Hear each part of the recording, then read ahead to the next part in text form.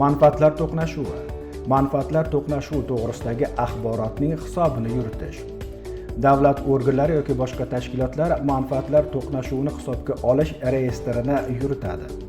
Mavjud yoki ehtimoliy manfaatlar to'qnashuvlari manfaatlar to'qnashuvini hisobga olish reyestriga quyidagi asoslarga ko'ra kiritiladi.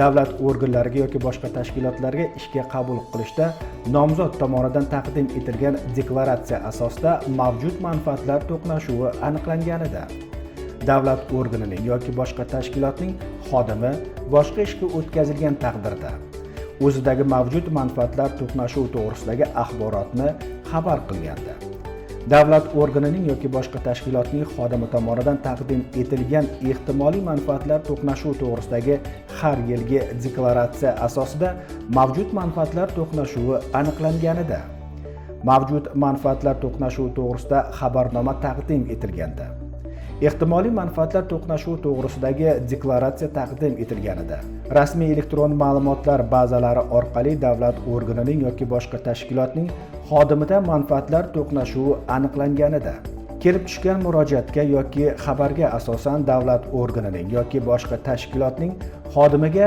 manfaatlar to'qnashuvi mavjudligi tasdiqlanganida, qonunchilikda belgilangan tartibda o'tkaziladigan xizmat hamda boshqa turdagi tekshiruvlar natijasida davlat organining yoki boshqa tashkilotning xodimda manfaatlar to'qnashuvi aniqlanganida, manfaatlar to'qnashuvini hisobga olish reyestriga ushbu moddaning 2-qismida ko'rsatilgan asoslardan tashqari quyidagi ma'lumotlar kiritiladi.